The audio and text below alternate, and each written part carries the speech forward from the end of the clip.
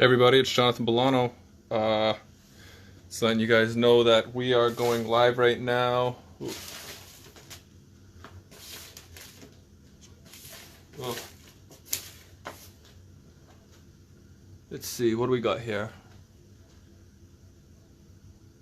Hope everyone's doing good. We're live on both Instagram and Facebook.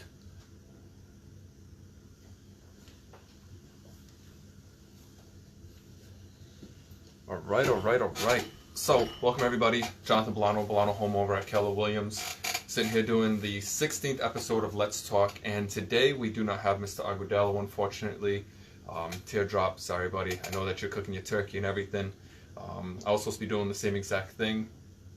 Here comes my dog. I'm at home, as you guys can see. Change of scenery. Let's see. 16th episode of Let's Talk. I was just cooking or just trying to get the turkey started. All right. Hi, Maya. My dog wants to say hi. Come here. Up. You say hi to everybody? I don't know if you guys can see her. It's all the way down here. But anyways, going upstairs, girl. Go on. Go on. Go. Live. All right. So we got the 16th episode of Let's Talk. So as you guys already know, we've been doing this cool thing lately where if you tag or share somebody, you automatically get entered into a raffle. And that's the big talker right now because we're putting out a $250 Amazon gift card for free if you guys just share or tag this video. Now, if you share the video, you get one entry into that raffle. And if you tag somebody, you get 2 entries. And how many can you get per video? As many as you can tag or share, or as many times as you can tag or share. This is going to happen from episode number 10 all the way out until January 3rd. So we're going to be taking breaks in between, so we don't have an exact number of that as of yet. But as long as you know that, then you're good to go. And it doesn't matter if you go back in time and share or tag some of the other videos that we have. But the point is that you're out there sharing and tagging between episode 10 and January 3rd for this episode. And so every single time that you do it, another entry gets added into the hat. And when we pull the name, it could be yours, and just increase your chances. So, let's see, where are we going else today? Yeah, Mr. Agudelo was, I guess, food shopping today. He decided that getting ready for Thanksgiving was more important than spending time with me. But I can't lie, I was just doing the same exact thing. I was getting the turkey ready, and maybe you'd be interested in hearing how I got that going. So I'd like to hear about how you guys are getting ready for tomorrow. Are you cooking turkey? Are you cooking ham? Are you cooking a chicken? Or are you just cooking duck? Maybe you're cooking an ox. I don't know. But show me your recipes down below. Let me know what you're doing. Drop some pictures. Let me know how it went. For mine, I like to brine my turkey 3 days beforehand, and then the night before, which would be right now, I like to take butter, mix it with rosemary and sage, and a little bit of salt.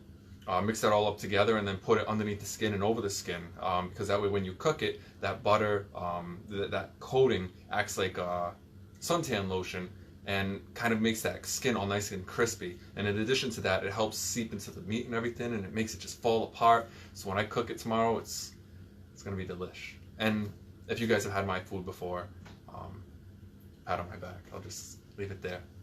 So anyways. Going forward, the thing I wanted to talk to you guys about today was, why do you need a realtor? Why do I need a realtor is the question that I constantly hear from both buyers and sellers. Buyers usually come up and say, why do I need a realtor when I have Zillow, when I have Trulia, when I have Realtor.com? I can just go look for that stuff and then contact the realtor that way. And that's well and good, but the problem is that when you go to Zillow or Trulia or some of these other sites, you're not getting active places. So you might spend 2-3 hours online looking at these properties only to find out that half of these properties are either under contract, they're sold already, they were off the market months ago, and so now you just wasted 2 or 3 hours of your day looking at nothing. And so one of the things that you guys want to do is contact a realtor, because we can give you things that are actually active. And sometimes it gets frustrating for people that are buying because there's not things just constantly popping up overnight. We only get what comes up, and usually we try to keep it within the confinements or the constraints of what you're looking for. So if you want a 3-bed versus a 2-bed, a 4-bed versus a 3-bed, etc., and just put that in front of you. And if there's nothing else coming up, then that's that. But what we do is we try to give you as much of the market as possible that's active, so you know what you can play with, what's out there currently. So that's one benefit of having a realtor as a buyer. The second one is, for most realtors, they come free. You don't pay for a realtor, so you basically get someone that represents you through the entire transaction for nothing, which is really beneficial, especially if you're a first-time home buyer. You're just not familiar with real estate, which many are not. So you're not familiar with laws, you're not familiar with how things go, the timelines, the lingo, what you're looking at when you're looking at a property, and so that can get confusing. Sometimes you're looking at the P&S or purchase and sales agreement, and some of those topics in there may not be straightforward. And so having a realtor there to help explain and break that down for you is almost priceless. Let's see, what else is there? Another good reason for having a realtor. What did we touch so far? We're free. You have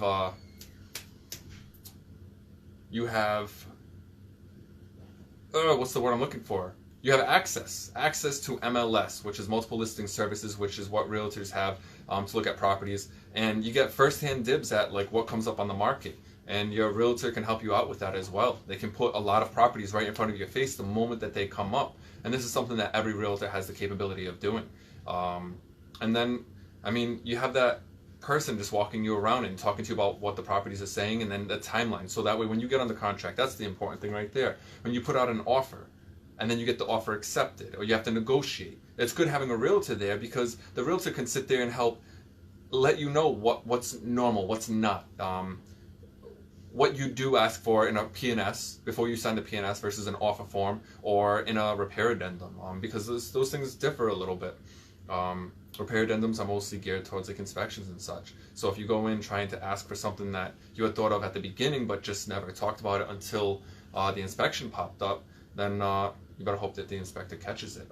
Also, inspections need to happen within like a 10-day period, and that's a strict thing. Now, you can sometimes get that extended, but from a seller's point of view, you don't really want to give in to that too much, because, I mean, that's just more of a chance at the buyer finding something wrong with the property. And I don't know, depending on how you are or how the seller is, it might make a difference. You might have an immaculate house and not care. You might have a house that has some problems and you just don't want anybody to find it. But either way, those are things you want to worry about as a buyer, and having a realtor on your side helps out. Then you get into the appraisal standpoint, and then getting out to the clear to close and so on and so forth. It's good to have someone there that's been through it before. Also, because sometimes it gets a little bit frightening. You know, you start getting worried about what's going on. You don't see anything happen, and sometimes when it gets into the title company, things get really quiet, and so you get nervous. And it's good to have a realtor there, because no transaction's ever perfect. As clean as pretty much all of our transactions have been, and as easy as they were, there's still little hiccups that always pop up. No transaction's perfect, none. And so having a realtor there to help coach you through it and kind of keep your spirits lifted is definitely helpful. We're almost like a psychologist at that point. And by no means am I claiming to be a psychologist, but I know how to give good hugs. Sellers, why do you want a realtor? Why would you need a realtor when you can go and sell the property on your own? You can go and put a for sale by owner right on the front. And here's what I say. It's not worth your time. And why is it not worth your time? Because to me, when you put a for sale by owner sign out in front of your property, it's pretty much no different than putting out things from your property in a yard sale. So what's the thing that you think about when you come out to a yard sale? You think about, I'm going to get that cheap, and I'm going to talk them down. Think about that. I'm going to talk them down. They're going to put it up for $5. I want it for $2.50. I want it for $2. And then there's that negotiation. But the point is that in a yard sale, the negotiation always starts by talking them down. Is that what you want with your property? Now, when you go to a Nike outlet, or you go to the Nike store, or you go to any other store out there that has a name brand to it, Adidas, Nike, Aeropostale, so on and so forth, Foot Action, Foot Locker, whatever. Do you go in there saying, I want those $79 pairs of sneakers for $60? No. Maybe if you have a coupon, congratulations, but majority of the time, it doesn't happen. You go in there with the expectation that you're buying this product for that number.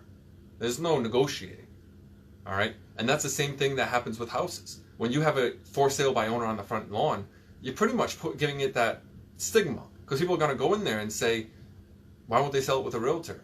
They automatically associate it with that problem, that house being like maybe a worrisome home or a problem home, which is something that I can talk about at a later date. What a worrisome home is, because that's an important one to be aware of as well.